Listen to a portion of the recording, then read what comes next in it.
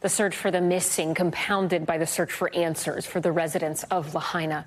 More than a week after the evacuations, that overwhelming sense of loss remains as they face the reality of what comes next.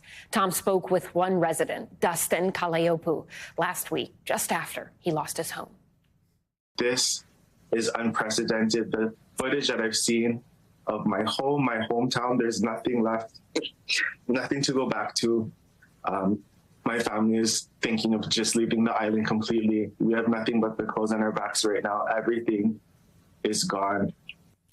And Dustin Kaleiopu joins us again tonight. Dustin, our viewers first met you a week ago. I know a lot of people have been thinking about you and thinking about your family.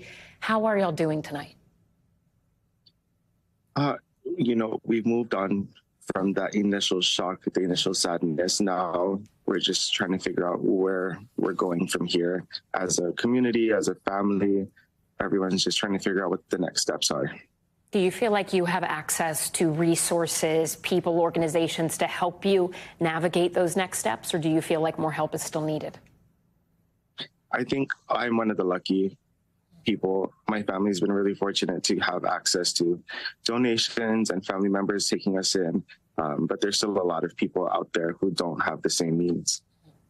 You know, we've learned a lot more about the lack of warning before the fires. Do you feel like more should have been done when people are talking about these alarm systems, the idea of sounding them and whether or not people would have run towards the wildfires or if they would have at least just woken up and known something was there? What do you think should have happened? Should they have sounded those emergency sirens? I understand the concern that if the alarms were sounded, people would have assumed it was a tsunami. They'd want to head to higher ground. That's what we're used to. But the siren would have made people at least turn on their radios in their cars and, start to get activated and start to move and know that something was wrong. So it could have been a help, but I can't say for certain. You and your family escaped the fire. You are safe now, but you do have friends whose families, they were at least missing. Do you know if they've gotten any answers or found anything out about where their family members are?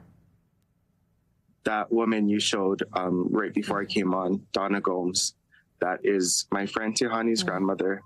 And I had to watch her posting on Facebook to different groups asking about if anybody had seen her. And then I see that she's on the newspaper with her mom giving a DNA sample. Like, this is all really fresh every day, hearing more names of people that we know. It's a small community, so of course we're gonna know these families.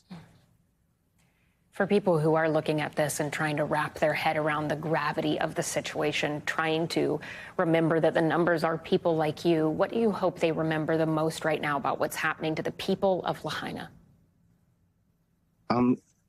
That although we're hurting, but we're a strong community, and we are making sure that our voices are heard, that we won't let this happen again, that we're working together to move forward as a community.